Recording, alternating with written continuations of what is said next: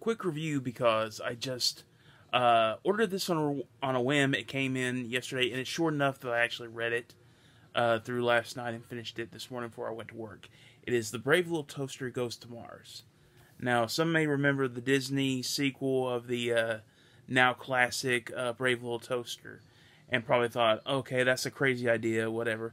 No, it was actually based off this book that the original guy who wrote the original book for The Brave Little Toaster.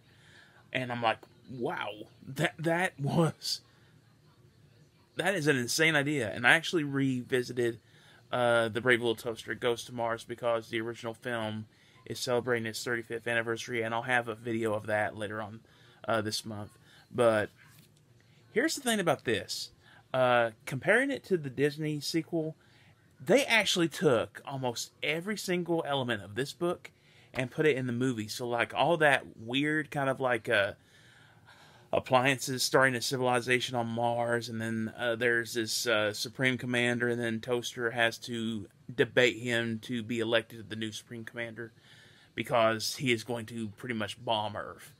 Yes, this is pretty much what's in the book.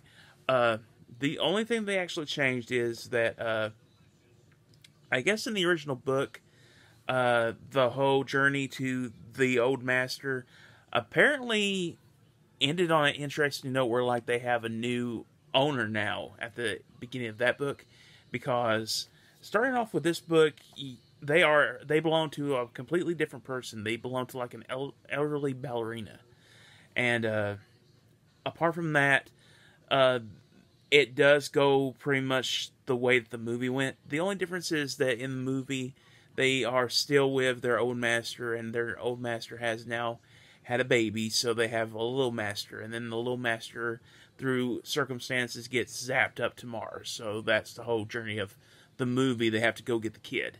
And in this one, they just hear a message, a radio message, saying like, giving a message like, all appliances come unite with us because we're going to blow up Earth.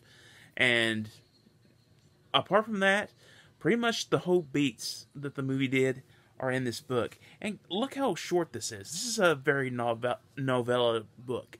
But I've never read this guy, Thomas M.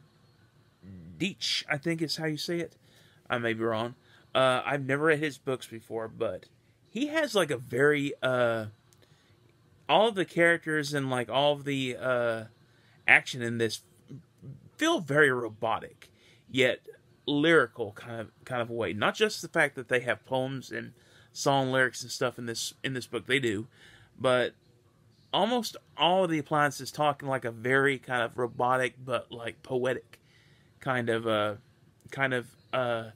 flavor to their dialogue, and I thought that was fascinating. The description of everything, he just goes off on everything, just describing everything as vividly possible as you could stuff into like this short of a book. You get like the whole imagery of this book so well. It feels like an epic, and it's probably meant to be an epic, and I kind of find it fascinating that they actually did 2 sequels to The Brave Little Toaster. Disney did back in the era when they were doing Disney sequels of everything, and I did see both of these about time I was getting out of middle school. I thought the first sequel, To the Rescue, was pretty dull, but I still liked the characters, and Goes to Mars just went wild, because I kept saying to myself, how did they make up all this? And then you realize, oh, it was actually based on a book that had all this nutty stuff on it. And it is very unique because it definitely does not feel rushed. You kind of feel like these people wanted to really stay true to the book, but really kind of mix it up with like the characters that had been created for the films. I've actually been talking to the director of the original Brave Little Toaster, and we were actually Facebook friends for a whole year before I actually asked him any Toaster questions. And I did ask him, had he seen the sequels, did he like them? He gave probably the most honest answer that I've ever heard.